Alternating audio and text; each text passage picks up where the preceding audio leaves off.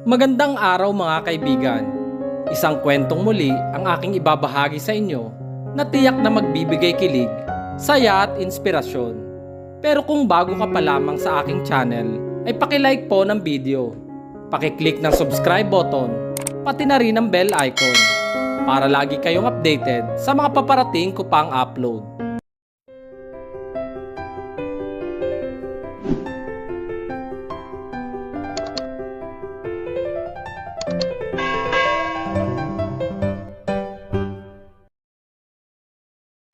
Tina's personal voice. Dito na lang po sa tapat ng gate, Manong. Sabi ko at huminto sa harap ng aming gate ang tricycle kung saan ako nakasakay. Pagkababa ko ay mabilis na akong nagbayad kay Manong driver pero dahil buong 50 ang pera ko ay kailangan niya pa akong suklian. Habang naghihintay na ng sukli ay wala sa loob na napadako ang paningin ko sa kabilang tawid kung saan ang malaking tindahan ni Aling Marites na maraming suki. Bukod kasi sa sari-sari store nito ay may karinderiya pa ito kaya malakas sa tao. Napakunot ang noo ko sa taong nakaupo sa harap ng tindahan ni Aling Marites. Nakatingin kasi ito sa akin habang bumubuga ng usok, hawak ang yosi nito. Kulang na lang ay maging apoy ito sa tindi ng usok na pagkakahit-hit nito. Parang tumalo ng puso ko sa paraan ng pagtitig nito sa akin. Ang nakakagulat pa ay ngayon ko lamang nakita ang pagmumukha nito sa lugar namin. Sa tagal ba naman ng paninirahan namin dito ay halos dito na ako lumaki at kabisado ko na ang mga pagmumukha ng mga tao sa lugar na ito. Hindi ko man kilala sa pangalan ay kilala ko naman sa mga mukha. Ang gwapo naman nun, kahit Yossi boy. Wala sa loob na bulong ko sa sarili. Ini nga sukli mo. Si Manong na ikinalangon ko. Salamat po. Mabilis akong tumalikod at hindi na muling nilingon ang lalaki. Binuksan ko ang lumang gate namin. Kinakalawang na kasi ito at wala pang budget para mapalitan. Nang makapasok ay sinarado ko agad ang gate at mabilis na naglalakad patungo sa aming bahay. Pagbukas ko ng pintuan ay ang mukha agad ni Tricia na aking pamangkin ang bumungad sa akin. Tita Tina! Sabay patakbong lapit sa akin. Napayo ko ako para yakapin sa Tricia pero ang ginawa naman nito ay yumakap sa akin leeg at lumambitin. Nagpakarga pa nga. Ang heavy mo, Tricia. Kawawa si tita, hindi na kita kaya. Ito naman ay parang bingi dahil lumagikik lang sa akin. No, you should carry me, tita. Sabay ngumuso sa akin at hinalikan ng kaliwang pisngi ko. Okay, later baby. Magbibihis muna si tita, okay? Okay. Oh anak, andyan ka na pala. Si mama na biglang labas mula sa kusina. Opo ma, kararating ko lang po. Bumitaw ako kay Tricia at tumayo para lapitan si mama at hinalikan sa pisngi.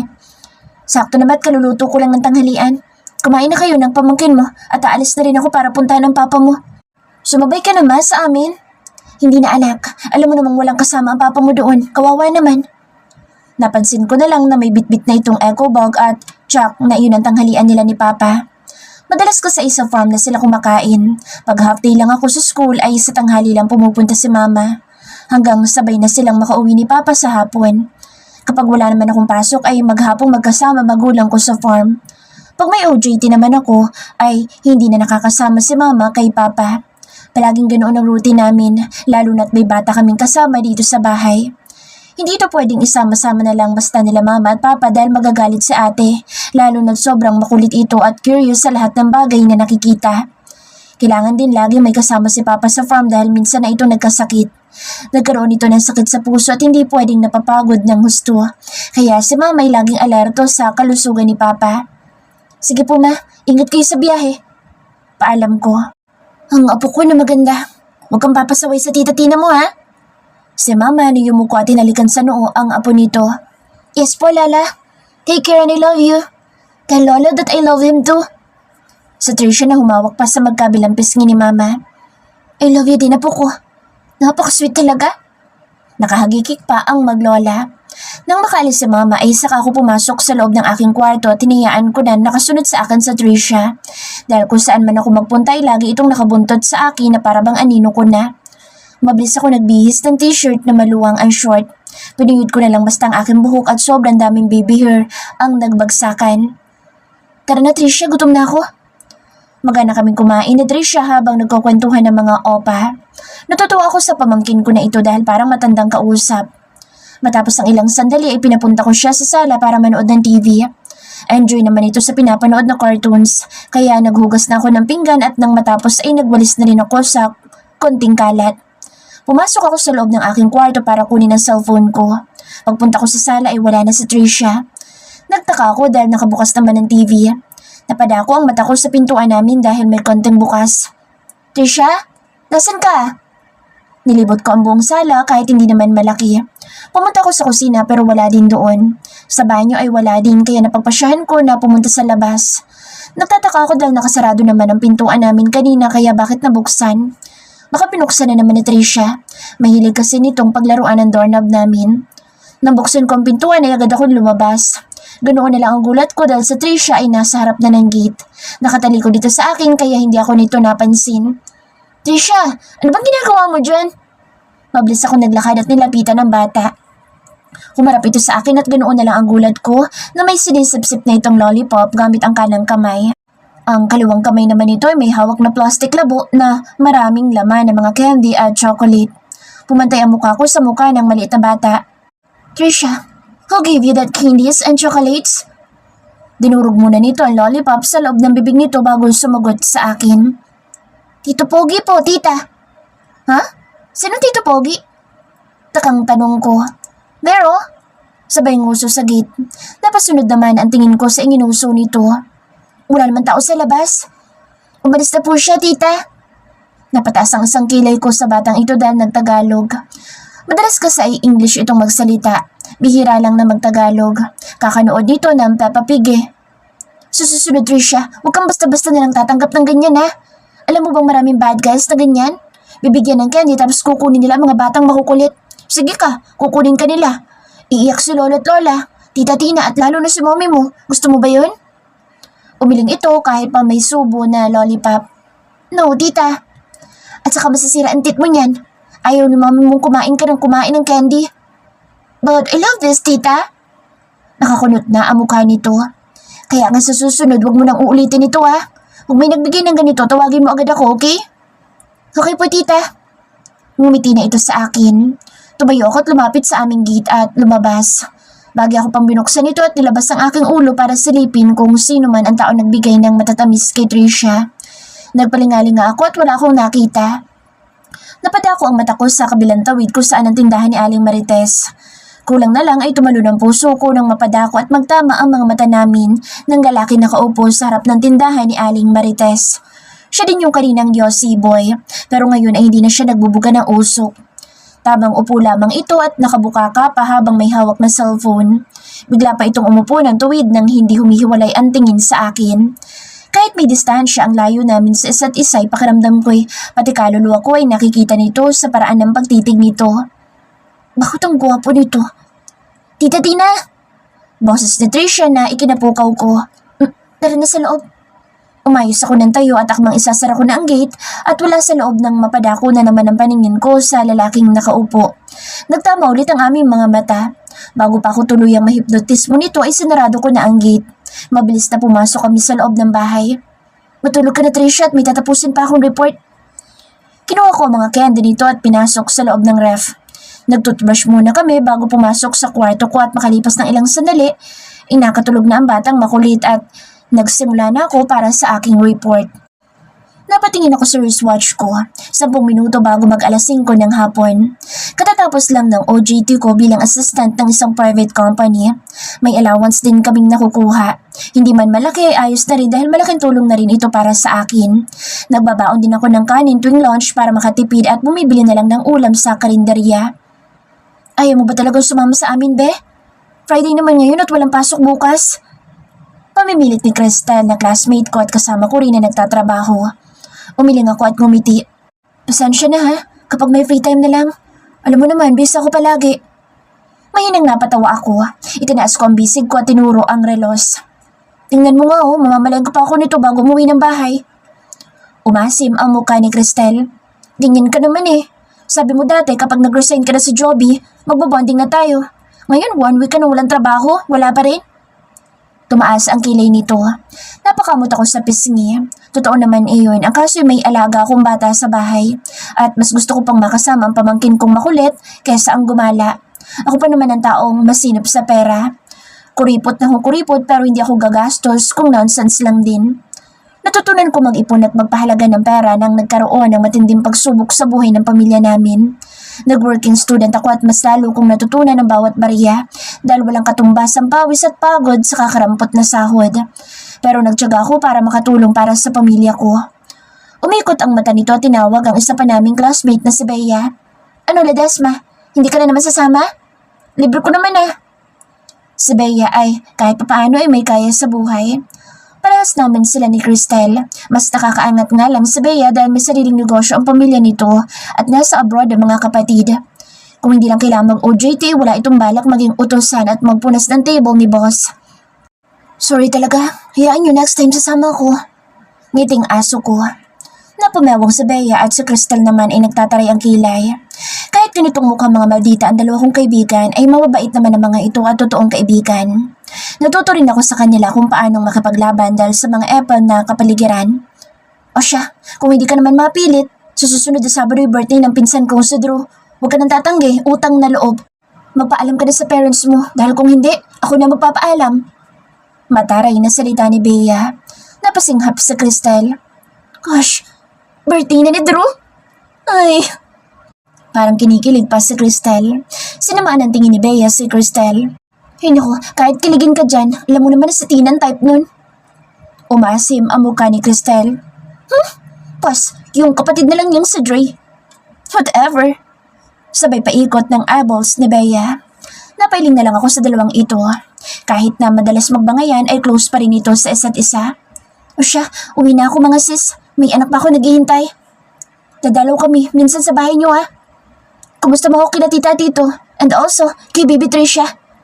Sure. Niyakap at hinalikan pa ako sa pisngi ng dalawa kong classmates bago ako nagpaalam sa kanila. Mahilig sila sa galaan at hindi problematic sa pera. Kaya kahit magkaiba kami ng hilig sa buhay ay happy naman ako na mga kaibigan ko silang dalawa. Sumakay na ako ng tricycle dahil sa wet market ang punta ko. Hindi naman nagtagal ay nakarating din ako. Kinuha ko sa likod ng cellphone ko ang papel na listahan ni Mama para sa mga bibilhin ko. Nagpadala na rin kasi ng pera si Ate Tanya kahapon dahil sweldo niya. Nakapamili na rin naman si Mama ng ilang groceries, lalo na ang gatas at diapers ni Tricia. Malakas kasing dumede ang pamangkin kong iyon kaya hindi makapagtipid. Ayaw namang ipatipid nila Papa dahil gusto nila ay palagi mukhang mataba at malusog ang kanilang apo. Kinuha ko sa tote bag ko ang nakatuping eco bag. Malaki iyon dahil marami akong bibilihin. Inuna ko ng bilhin ng karne ng baboy at 2 buong manok, isdang galunggong, bangus at tilapia. Hindi na ako bumili ng mga gulay dahil nagdadala naman sila Papa mula sa farm. Maraming prutas na sobra pa sa 1 kilo ang pinamili ko. Mabigat na ang dala kong eco bag pero bibili pa ako sa pharmacy ng gamot pang ubo at sipon para kay Tricia. Panay na daw ang pag-atching ng bata kaya bumili na ako para maagapan. Masalan pa naman sa Ate Tanya kapag nagkakasakit ng anak nito. Nurse, si ate kaya alerto ito kahit nasa Maynila ngayon. Matapos kong bumili ng lahat ng nasa listahan ay naglakad ako patungong Musliman na may tindang presyong Divisoria. Mga mura lang iyon at random ang ibinabenta. Pagpasok ko ay diretso agad ako sa mga coloring books. Kumuha ko ng 2 art crayons na 48 ang kulay. Bumili na rin ako ng bagong sketchbook dahil yung sketchbook ng pamangkin ko ay punong-puno na at puro drawing nito ng kahit na ano-ano na hindi ko naman maintindihan. Kompleto ang batang makulit para sa pagkukulay nito at syempre, hindi dapat mawawala ang maraming stickers. Iiyak ito kapag walang bagong stickers. Paano ba naman kung saan-saan idinidikit at kapag naubos na ay maglulupasay sa sahig. Bumili na rin ako ng ponytails at ipit nito. Malaking ribbon clips na mas malaki pa sa mukha ni Tricia ang binili ko. Binayaran ko na iyon sa kahera. Sariling pera ko ang pinabayad ko dahil yun ang mga sobra kong allowance dahil sa pagtitipid. Gusto kong matawa sa sarili ko. Matipid ako pero kapag sa pamangkin ko na ay napapabitaw ako ng pera. Pero ayos lang, masaya naman ako sa ginagawa ko. Pumara na agad ako ng tricycle nang may makita ako pero bago ako makasakay ay may nahagip ang mata ko na isang big bike na kulay itim. Kawasaki Ninja. Wow, motor pa lang ang yaman na. Napansin ko rin ang ilang naglalakad at tendero na napatingin sa big bike na mukhang napahanga din. Nagulat pa ako na may isang lalaki matangkad at maangas na naglakad sa nakaparadang big bike na Chuck siya ang may-ari. Naka-fully gear ito habang suot ang helmet na talaga namang agaw pansin. Grabe. Hindi ko pa nakikita mukha niya pero mukhang gwapo na. Bagay sa motor niyang gwapo din. Sasakay ka pa ba, miss? Tanong ng driver na nagpabalik sa tamang isip ko. Ha? Opo. Sorry, Manong. Dali-dali akong pumasok sa loob ng tricycle.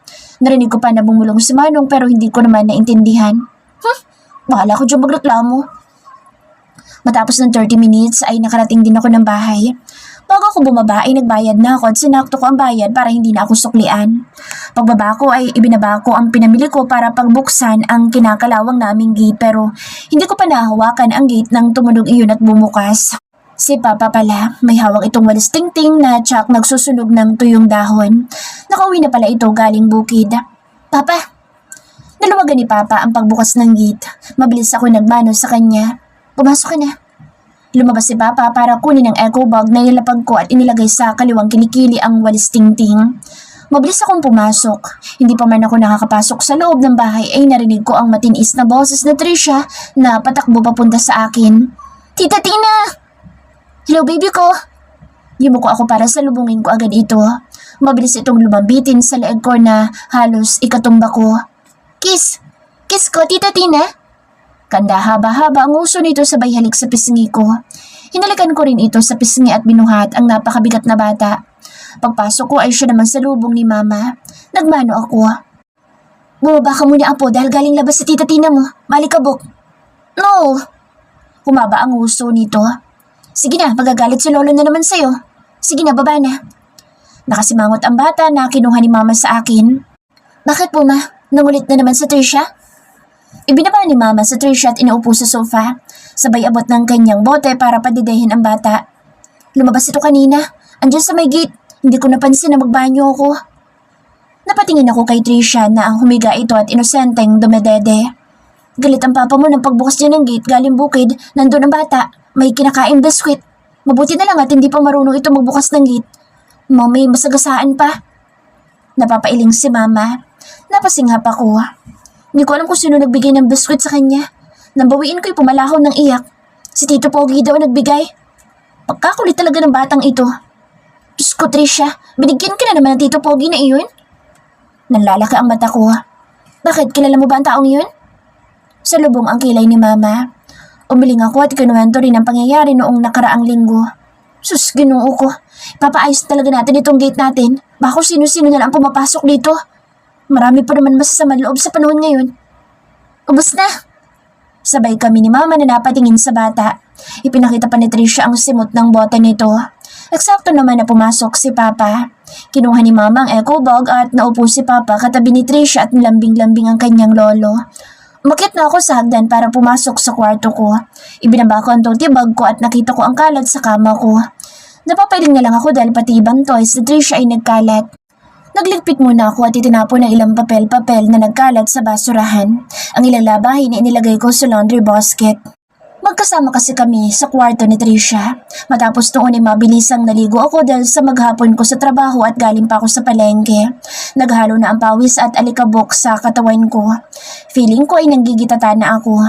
Nagsuot lang ako ng maluwag na t-shirt at pajama. Sinuklay ko lang ang basa kong buhok bago ako bumaba ng kwarto. Bukas ko nalang ipapakita kay Trisha ang binili ko sa kanyang coloring book dahil baka magpuyat lang ito sa kakakulay. Tita Tina ko! Kumuway-kuway pa ito at nakangisi habang kita ang cute nitong mga ngipin. Nakakandong ito sa kanyang lolo habang nanonood ng balita. Nagtungo ako sa kusina para tulungan sa pagluluto si Mama. Sakto, nandito ka na anak. Bumili ka muna kay Marites ng 1 litrong mantika. Tumingin-tingin si Mama sa cabinet. Pati na suka toyo. Nakalimutan ko ilista, wala na pala tayo dito. Sige po. Inabutan ako ng buong 200 pesos ni Mama. Hindi pa man ako nakakalabas ng pintuan ay sumigaw sa Trisha. Sama tita! No, dito ka lang. Lingon ko.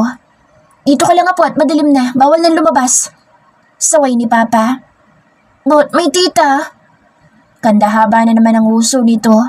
Makulit sa Trisha pero kapag sa lolo na niya ay takot ito. Hindi ko na ito pinansin pa at dumiretso na ako na lumabas ng bahay. Madilim na rin pala pero bukas ang ilaw sa poste. Lumabas ako ng gate, diretso ang mata ko sa kabilang tawid. Maraming tao sa tindahan ni Aling Marites. Madalas mga nakatambay. Nakakabuwisit pa naman ang mga nakatambay na puro lalaki. Pero no choice ako dahil sila lang ang may malapit na tindahan sa amin. Tumawid na ako at napansin kong nagsiayos ng upo ang mga tambay. Pagkalapit ko sa tindahan ay kanya-kanyang ubo ang mga walang hiya. Aling Marites, may bibili! May bibili! Bibili ang prinsesa ko, tumbi kayo! Poker face lang ako kahit na gusto kong tarayan isa-isa ang 5 tambay na ito. Hoy, magsalis kayo dyan! Singhal ni Aling Marites. Ikaw pala ganda, anong bibilin mo? Nakangiting bungad nito. 1 litrong mantika po, toyo at suka na nakabote. Sagot ko. Hindi ako lumilingon nang marinig ko na nagbulungan ng mga tambay sa likod ko. Maya-maya pa'y nagsitahimik. Baka nagsauwi na, mabuti naman. Hindi nagtagal ay narinig ko ang paglakad sa likuran ko na tsak na may bibili rin. Hindi ko ito nilingon pero gumilid ako. Ito na ganda oh. Ito na rin ang sukli. Nakangiting inabot sa akin ng isang plastic na pinamili ko. Thank you po. Pagkaabot ko sa ibinigay ni Aling Marites ay may naamoy akong mabango. Pabango iyon ng lalaki. Oh, ikaw pala yan, Pogi. Kung todong ngisi ngayon sa Aling Marites na halos makita pati gilagid. Nakayuko ako habang binibilang ang sukli. Nasa kamay ko na ang binili ko nang marinig ko nagsalita ang lalaki. Isang stick ng Marlboro Black. Malaki at malalim ang boses ng lalaking iyon. May accent pa nung magsalita ito. Hindi ko na sana lilingulin ito nang masagi nito ang braso ko. Sorry. Napatingala ako sa lalaki pero ganoon na lang ang pagtalo ng puso ko nang magtama ang mata naming dalawa. Diyos ko Lord, siya din yung lalaki sa tindahan noong nakaraan. Napakagwapo na lalaking ito na nasa aking harapan ngayon. Halos makalimutan ko ang pangalan ko dahil sa nakakaakit nitong mata. Are you okay, miss? Gusto ko mapanganga sa pagsasalita nito ng Ingles. Hindi ito taga dito at mas lalong hindi ito nababagay sa lugar na ito. Ha? Oo. Agad ako napayuko dahil hindi ko kayang makapagtitigan sa mata nitong nakakalusaw ng kalamnan. Nadaanan ng mata ko ang malaki nitong katawan at halos namumutok ang braso nito sa t-shirt nito. Ang braso nitong may tattoo. Ito na Pogi oh. Narinig ko nagsalita si Aling Marites. Nagmamadali ako sa paghakbang para hindi ko na sila marinig pa. Pagkatawid ko ay halos manginig ang katawan ko sa pagbubukas ng gate nang hindi lumilingon sa kabilang tawid. Pagkasarado ko ng gate ay sakala ako huminga ng malalim. Diyos ko, sino ba yun? Diretso agad ako sa kusina. Tinatawag ako ni Tricia pero hindi ko ito pinansin na magsalita si Mama. Ano nangyari sa'yo? Bakit namumula mukha mo at pinapapawisan ka? Pagtataka ni Mama habang inilalabas sa plastic ang mantika. Ha? Wala po. Hindi na nagkomento pa si Mama. Pinalabas na lang niya ako dahil siya na lang daw magluluto ng ulam namin. Tumabi na lang ako kay Papa at ngayon ay nasa kandungan ko na sa Tricia. Pagkatapos na magluto ni Mama ay tinawag na kami para kami maghapunan na. Naging masayang aming hapunan dahil sa Tricia na sinusubuan ni Mama ay walang katapusan kung magkwento sa kung ano-anong storya. Ako na nagligpit ng aming kinainan at ako na rin ang naghugas ng pinggan. Si Mama naman ay niliguan na ang kanyang apo. Umakyat na ako sa kwarto at nakita ko sa Tricia na hawak ang kanyang tablet. Nakapajama na ito habang nakahiga. Bango na ng bebe namin ah. Inamoy-amoy ko ang makulit. Kinagat-kugat ko ang pisngin nitong matambok. Tita, stop! Tuwang-tawa at nakikiliti pa ito. Tumigil din ako dahil namumula na ang mukha ng bulilit. Kumiga ako para tabihan ito. Let's call your mommy? Lumiwanag ang mukha ng bata. Yes! Kinuha ko ang cellphone at binuksan ang messenger. Mabuti naman at online si Ate Tanya. Binitawan ng bulilit ang tablet at kinuha agad ang cellphone ko. Excited talaga. Hindi nagtagal ay sinagot agad iyon ni ate. My mommy! Malakas na tili ng batang makulit. Maybe ko. Nakangiti lang ako sa magnanay. Araw-araw naman silang magkausap sa cellphone. Tawag man o video call. Lalo na kapag rest day ng kapatid ko ay mas maraming oras silang magkausap. Inabot din na 1 oras ang video call kaya kinuha ko ng cellphone dahil may pasok pa kinabukasan si ate. Kumusta na pag-aaral mo, bunso? Ayos lang naman ate, ganun pa rin naman. Ngiti ko. Tumangutango ito. Sabihin mo lang sa akin kung may kailangan kang bayarin. Huwag ka mahihiyang humingi sa akin. Umiling ako. Wala akong bayarin ngayon. Saka may allowance naman ako sa trabaho ko ngayon kaya hindi ako namamroblema sa ngayon. Saka may konting ipon pa ako nung nag-resign ako. Tumangutango ito. Basta kapag may kailangan kayo sabihin mo agad sa akin. Salamat sa iyo bunso. Ang laki tulong mo talaga sa akin sa pag-aalaga sa pamangkin mong makulit. Napangiti ako. Hindi ko na mabilang kung ilang beses nang nagpasalamat si ate sa akin. Naku, ikaw talaga ate. Ayos lang yun. Hindi mabigat ang pag-aalaga sa pamangkin kong ito.